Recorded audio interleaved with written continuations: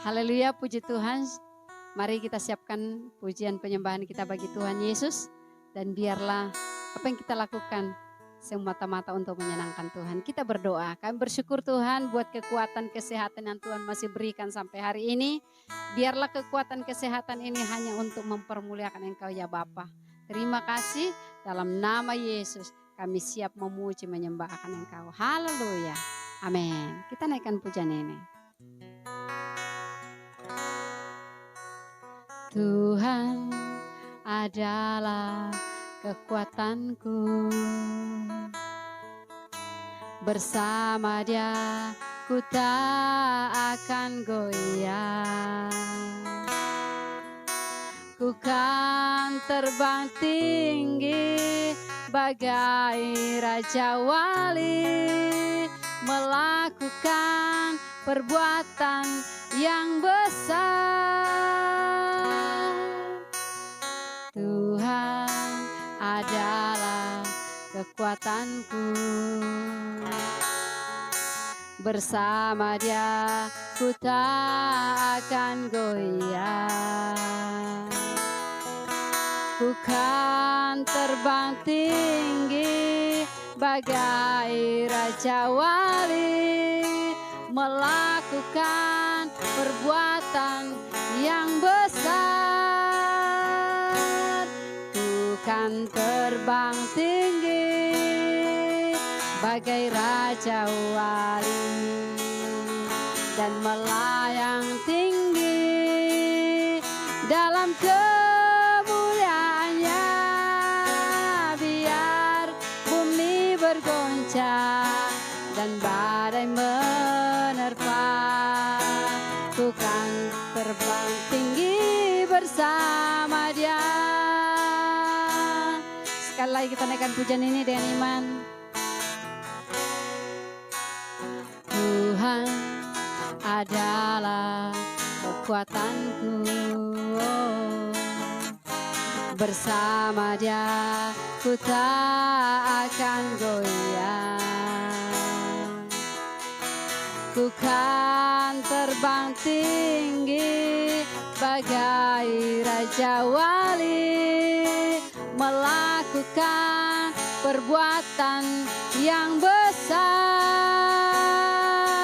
Ku kan terbang tinggi bagai Raja Wali, dan melayang tinggi dalam kemuliaannya.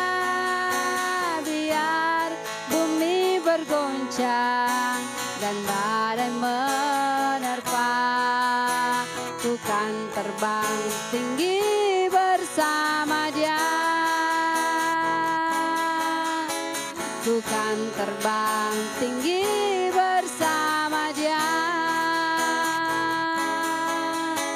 Ku kan terbang tinggi bersama Dia.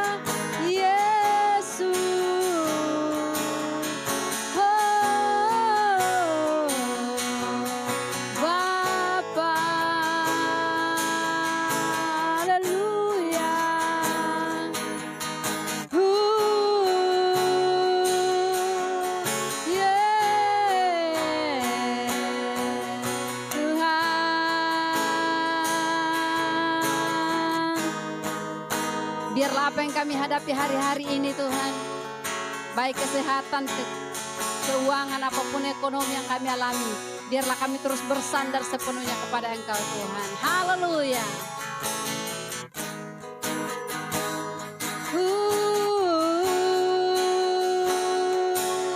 Haleluya.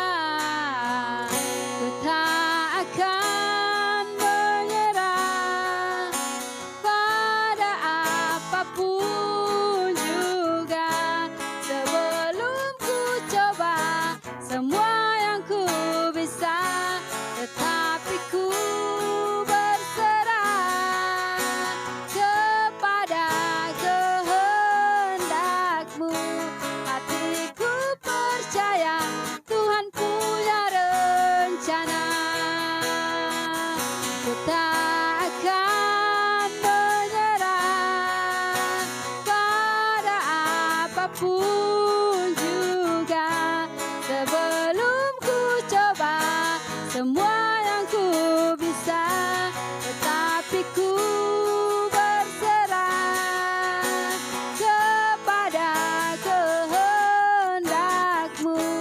Hatiku percaya Tuhan punya rencana.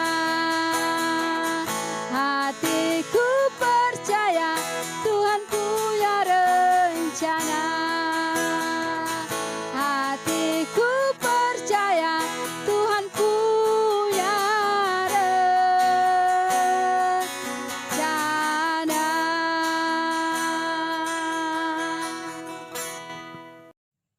Puji Tuhan, haleluya. Salam Bapak Ibu Saudara kekasih, saudara yang terkasih di dalam Tuhan. Saya percaya bahwa setiap kita adalah orang yang terus mengalami kasih dan berkat Tuhan. Hari ini, hari Minggu tanggal 11 Juli 2021, kita berjumpa kembali dalam renungan firman Allah bersama dengan LOB Ministry. Kita bersyukur penyertaan Tuhan dan perkenanan Tuhan terus menjadi bahagian kita.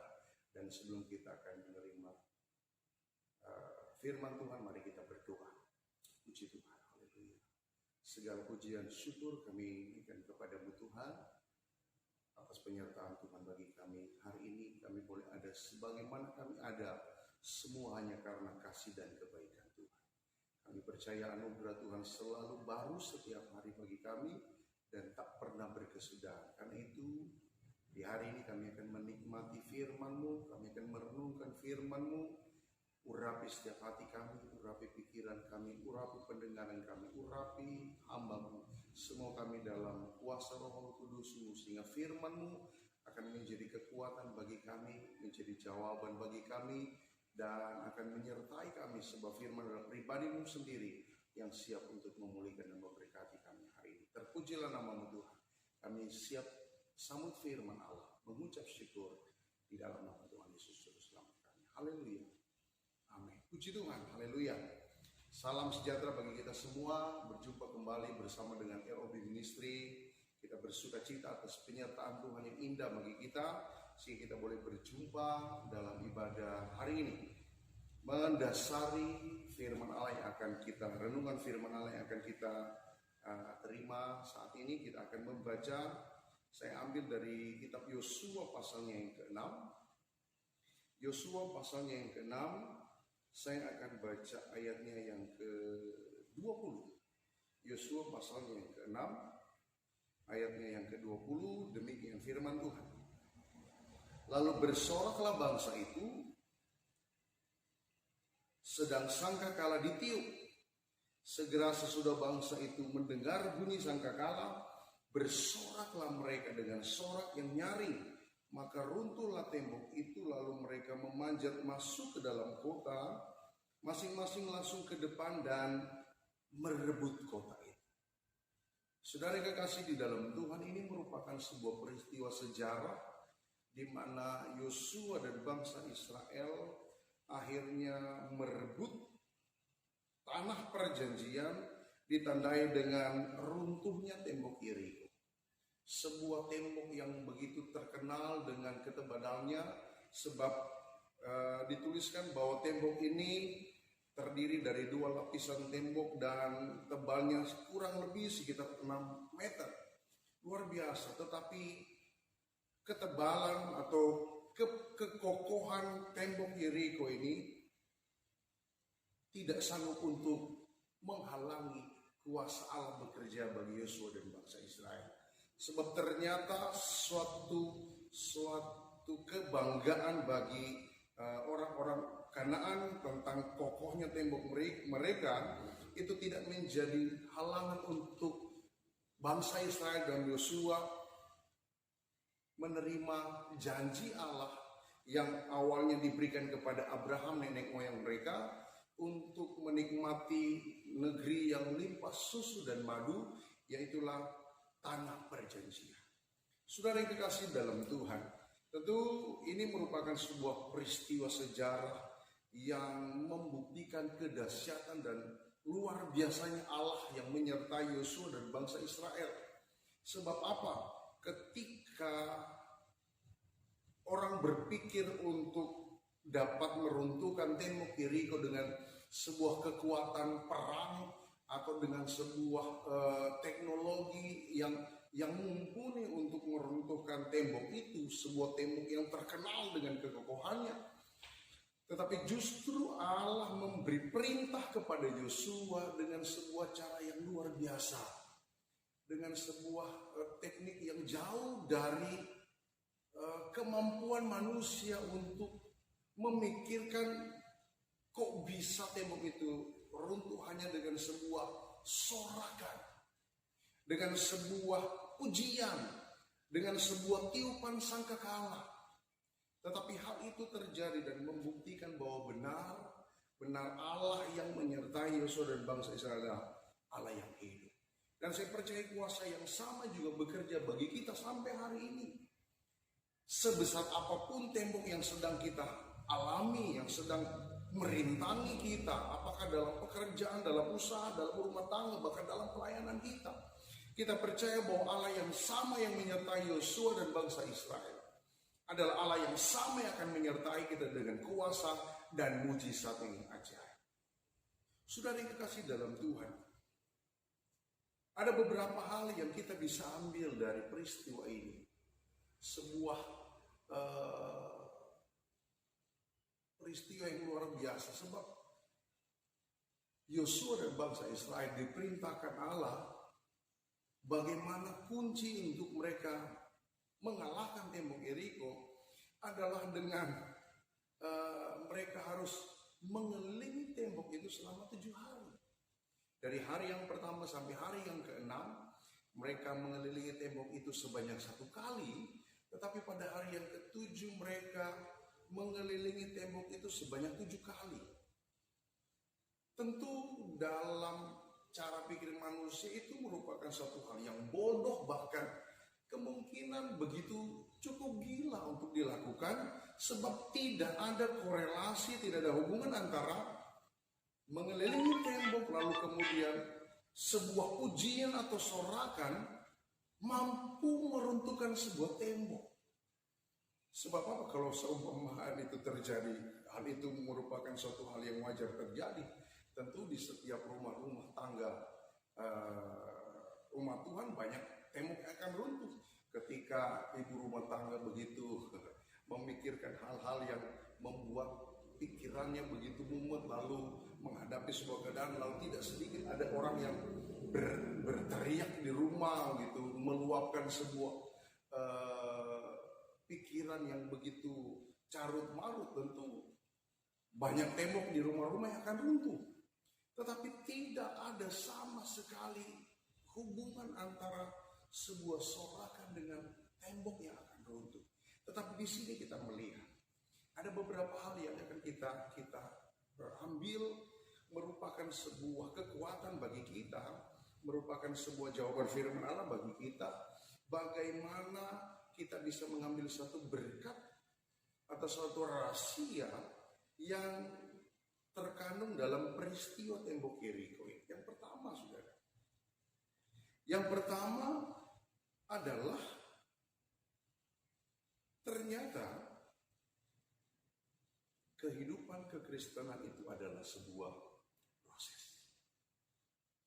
Ya, Allah kadang-kala mengizinkan kita mengalami banyak proses dalam hidup ini untuk kita terus melihat kuasa dan mujizat Allah terjadi. Di sisi lain, Allah sedang membawa kita untuk terus semakin meningkat, semakin meningkat dalam standar iman dan kehidupan rohani kita di dalam Tuhan. Sebab selama kita hidup, firman Allah berkata, kita akan terus mengalami proses Tuhan. Tuhan akan terus proses hidup kita dari hari ke hari. Bisa lewat pekerjaan kita, bisa lewat keluarga kita, suami, istri, atau anak-anak kita diproses. Bisa melalui pelayanan kita diproses. Sebab akhir dari sebuah proses yang Tuhan inginkan adalah ketika kita menjadi gereja yang sempurna, sesuai dengan gambarnya, kembali menjadi serupa dengan Kristus. Bukan soal tampilan fisik, tentu kita mengerti bahwa menjadi serupa dengan Kristus adalah bicara tentang karakter kita yang akan terus mengalami proses. Kitab Amsal berkata, besi menajamkan besi dan manusia menajamkan sesamanya. Itu berarti kadang-kala Allah memakai orang-orang di sekeliling kita sebagai proses dari Tuhan untuk kita terus meningkat dari hari ke hari. Sehingga kita akan berkata sama seperti Ayub, kalau ia menguji aku, kalau ia Allah mengizinkan proses itu terjadi, maka aku akan timbul seperti emas. Saudara yang kekasih dalam Tuhan, Abraham saja ketika dia dipanggil oleh Allah keluar dari Ur Kasdim, tanah kelahirannya, menuju ke tanah yang dijanjikan oleh Tuhan, yang digenapi dalam Yosua pasal 6. Akhirnya Yosua dan bangsa Israel adalah keturunan Abraham secara lahirnya masuk dan merebut tanah perjanjian itu. Tetapi ketika Allah memanggil Abraham di usia 75 tahun, lalu berjanji kepada Abraham akan menjadikan dia bangsa yang besar, keturunannya akan seperti bintang di langit, seperti pasir di laut. Tetapi sampai usia Abraham 99 tahun, Abraham belum memiliki keturunan dari Sarah. Selama 25 tahun Abraham melewati proses Tuhan. Sampai pada akhirnya usia 100 tahun Ishak diberikan dalam rumah tangga Abraham. Bukan itu saja, saudara, Nuh. Ketika perintah Allah kepada Nuh untuk membangun Batra dalam Kejadian pasal 6. Tetapi tahukah saudara, dari perintah Allah kepada Nuh membangun Batra sampai air bah itu terjadi, ada rentan waktu 120 tahun. Saya tidak tahu berapa lama proses Tuhan dalam hidup kita, tapi yang saya percaya bahwa selama kita hidup, kita akan terus mengalami proses. Kristen adalah sebuah proses. Kita akan terus mengalami proses sampai kita menjadi serupa dengan Kristus, menjadi sama dengan Kristus, menjadi gereja yang sempurna. Dan itulah sebabnya dari peristiwa tembok Yeriko ini kita belajar bahwa kehidupan Kristen adalah sebuah proses. Terus kita mengalami proses. Itu yang pertama. Jadi hidupkan Kristen adalah sebuah proses. Yang kedua, kalau kita baca di ayatnya yang ke-10 dari Yosua pasal yang ke-6. Tetapi Yosua telah memerintahkan kepada bangsa itu, demikian, janganlah bersorak dan janganlah perdengarkan suaramu, sepatah kata pun janganlah keluar dari mulutmu sampai pada hari aku mengatakan kepadamu bersoraklah, maka kamu harus bersorak. Ini tentu lebih aneh lagi, karena ternyata selama 7 hari mereka mengelilingi tembok Yeriko, mereka tidak boleh mengeluarkan sepatah kata pun, kata Yosua. Tidak boleh. Jadi selama mereka mengelilingi tembok Yeriko, tidak boleh ada yang susuko, tidak boleh ada cerita satu dengan yang lain. Kemungkinan gini, jangan Yosua ini bikin kita hal-hal yang tidak masuk akal, apa lagi begini. Tidak boleh. Saudara, tidak boleh ada sepatah kata pun keluar ketika mereka mengelilingi tembok Yeriko.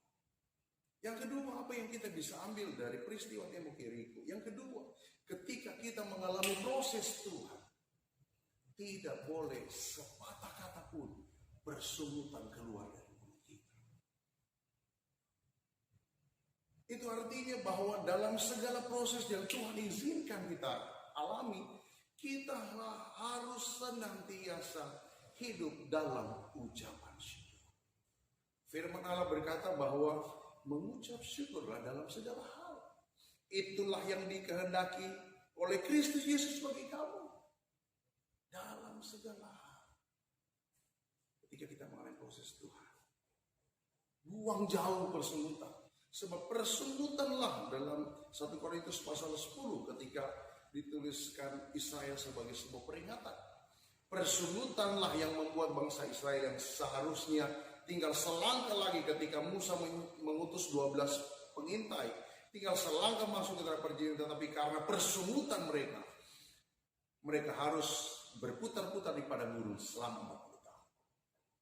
Jangan sampai saudara kita tinggal selangkah lagi mengalami berkat Tuhan, tinggal selangkah lagi mengalami mujizat Tuhan, tetapi karena persungutan kita terus dibawa untuk terputar-putar dalam persoalan dan masalah yang sama. Tetapi saya percaya ketika kita mampu untuk mengucap syukur, maka ucapan syukur itulah yang akan mengerjakan mujizat bagi kita. Jadi yang kedua, jangan pernah sepatah kata pun kata Firman bersungut-sungut ketika kita mengalami proses Tuhan. Yang ketiga hal yang kita bisa ambil dari Yosua pasal yang ke-6 adalah ketaatan menghasilkan mujizat. Ya, ketika bangsa Israel taat selama 7 hari, itu bukan sebuah persoalan yang mudah, kelihatannya hanya mengelilingi tembok Yeriko. Tapi tahukah saudara bahwa ketika bangsa Israel mengelilingi tembok Yeriko, mereka menghadapi hinaan, mereka menghadapi ejekan, mereka dianggap sebagai bangsa yang melakukan hal yang tidak masuk akal, hal yang gila. Sebab bagaimana caranya mereka akan mampu merobohkan tembok Yeriko hanya dengan cara mengelilingi tembok Yeriko setiap hari selama 6 hari, selama 7 hari. Saudara yang kekasih dalam Tuhan, tetapi disitulah Allah menguji ketaatan Yosua dan bangsa Israel. Kalau mereka taat melakukan seperti apa yang Allah perintahkan, maka mujizat Allah pasti terjadi. Dan itu terbukti ketika mereka taat selama 7 hari. Mereka mengelilingi tembok Yeriko tanpa ada sepatah kata pun keluar, saudara. Pada hari yang ke-7 ketika mereka bersorak adalah sebuah bahagian dari pujian kepada Tuhan. Bersorak dengan suara yang nyaring. Lalu ada tiupan sangkakala.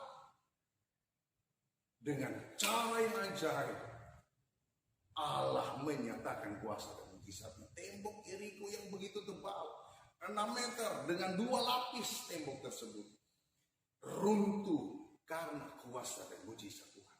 Sekali lagi, bukan karena sorakan, bukan karena tiupan sangkakala, tetapi ketaatan mereka lah yang menghasilkan mujizat Allah terjadi dalam kehidupan mereka. Puji Tuhan.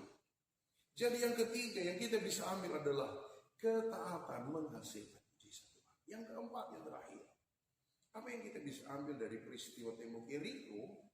Yang keempat adalah dari peristiwa ini kita belajar mengerti waktu Tuhan. Kadang-kadang ketika kita berpikir bahwa Allah kita adalah Allah yang kita sembah, Allah yang luar biasa, Allah yang dahsyat, Allah yang maha kuasa, tentu bukan sebuah hal yang sulit untuk Allah menolong kita. Lalu kemudian dalam doa kita mulai berpikir, kita mulai merancang Tuhan akan menolong dengan cara begini, dengan cara ini dan begini. Lalu kemudian ketika apa yang kita pikirkan tidak terjadi, tidak sedikit orang menjadi kecewa. Saudara yang kekasih dalam Tuhan, kita harus mengerti bahwa dalam segala sesuatu ada cara dan waktu Tuhan. Ketika kita mengalami sebuah pergumulan, lalu kita berdoa, kita berpikir, ketika kita berdoa Allah akan dengan cepat menolong kita sebab Dia Allah yang luar biasa. Memang kadang-kala Allah menolong kita bukan dengan cara yang cepat, tetapi pasti indah dan tepat pada waktunya. Saudara yang kekasih dalam Tuhan, satu hal yang kita bisa lihat dari pribadi Abraham. Ketika Abraham dipanggil dari Ur Kasdim keluar 75 tahun. Lalu Allah berjanji akan menjadikan dia bangsa yang besar, keturunannya seperti pasir dalam bintang di laut, bintang di langit. Tetapi sampai usia 99 tahun, barulah Allah berkata kepada Abraham, tahun ini hari yang sama aku akan datang dan Sarah akan menggendong anak. Atau Allah sudah memberikan anak dalam rumah tangga mereka. Hal itu membuat Sarah menjadi tertawa. Mengapa? Dalam hatinya dia tertawa. Kenapa? Kalau memang Allah mau memberikan anak dalam rumah tangga mereka, kenapa bukan 75 tahun lalu? Sekarang Sarah yang sudah monopause, sudah mati haid, kata firman Allah, sudah bukan lagi hal yang mungkin secara medis dan alami manusia, Sarah bisa memiliki anak. Bahkan Abraham pun sudah lanjut usia. Tetapi satu hal yang perlu kita tahu bahwa Allah bekerja atau waktu Tuhan itu bukan berdasarkan situasi dan kondisi kita.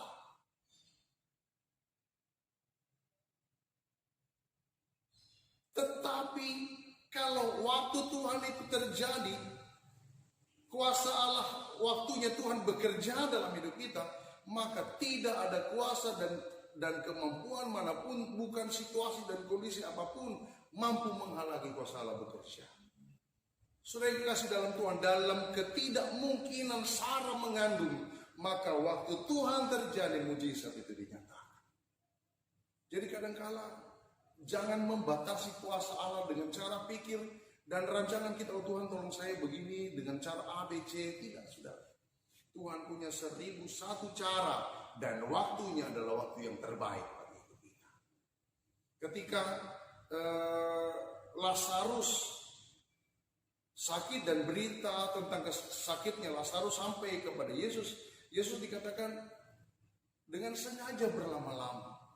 Lalu kemudian ketika Yesus berjumpa dengan Maria dan Marta, saudara, Lazarus sudah bukan cuma sakit, sudah meninggal dan bahkan sudah 4 hari di dalam kubur. Tetapi ketika Yesus berjumpa dengan Marta, ada satu perkataan Marta begini, Tuhan, seandainya kau datang lebih cepat, kira-kira gitu. Tentu saudara, orang yang kau kasih atau saudara kami tidak akan mati. Ada sebuah keyakinan Marta bahwa kalau Tuhan datang cepat, pasti Lazarus tidak mati. Dia percaya akan hal itu. Atau dalam artian Marta berkata, Tuhan datang sekarang, sepertinya sudah terlambat. Kalau kita mengerti waktu Tuhan, tidak ada kata terlambat. Justru dalam hal yang seperti itulah Allah menyatakan, ketika waktu Allah terjadi, walaupun Lazarus sudah mati, Lazarus dibangkitkan. Saudara yang kekasih dalam Tuhan, dari peristiwa tembok Yeriko, kita belajar tentang waktu. Ketika janji Allah sebenarnya membawa Abraham keluar dari Ur Kasdim ke negeri yang limpah dengan susu dan madu, itu kata firman Allah. Tanah perjanjian. Tetapi ternyata bukan Abraham yang masuk, Yosua dan bangsa Israel dalam kepemimpinan Yosua, bahkan Musa pun tidak. Apakah itu salah dan terlambat? Tidak, saudara. Itu semua dalam kehendak dan waktu. Karena kita yang keempat, kita belajar dari peristiwa ini tentang waktu Tuhan pasti terbaik bagi hidup kita. Jadi puji Tuhan, demikian renungan firman Allah yang saya bisa bagikan kepada kita semua, Bapak, Ibu, Saudara, sahabat LOB Ministry. Saya percaya bahwa firman Tuhan sudah menjadi bahagian dan memberkati saya, juga akan memberkati setiap kita. Puji Tuhan, mari kita berdoa. Terima kasih Tuhan untuk firman-Mu bagi kami. Meterai ke dalam hati kami. Hamba-Mu berhenti dan mungkin terbatas dalam membahagi berkat lewat renungan firman Allah hari ini. Tapi hamba-Mu percaya Roh Kudus akan terus membaharui firman-Mu dari hari ke hari, sehingga menjadi rema di hati setiap kami yang menerima, menonton dan mendengar renungan firman Allah ini. Kami percaya bahwa firman Allah akan menjadi kekuatan, menjadi rema, akan memulihkan kami, menyembuhkan kami, menguatkan kami, memberkati kami, dan mengerjakan mujizat-Mu dalam setiap kami. Pribadi lepas pribadi. Berkati seluruh Bapak, Ibu, Saudara-saudara yang menyaksikan berita firman Allah ini. Kami percaya Tuhan mengenal setiap hidup kami. Tidak ada yang tersembunyi di hadapan Tuhan. Dan hari ini hamba-Mu berdoa, semua kami telah dijawab dan dikuatkan oleh firman Allah. Terima kasih banyak Bapak di sorga. Berkati juga LOB Ministry yang menjadi saluran berkat Tuhan untuk menyampaikan kebenaran firman Allah lewat program-program mereka. Terus pakai dan berkati LOB Ministry sehingga benar-benar kami akan melihat firman-Mu pasti digenapi, di mana setiap lidah mengaku, setiap lutut bertelut menyembah dan mengagungkan Engkau sebagai Tuhan Juru Selamat kami. Terpujilah nama-Mu Tuhan. Terima kasih untuk kesempatan yang indah. Kami percaya berkat kasih karunia Allah menyertai kehidupan kami sekarang bahkan sampai selama-lamanya. Dalam nama Yesus kami bersyukur dan berdoa. Haleluya. Amin. Puji Tuhan. Tuhan Yesus memberkati.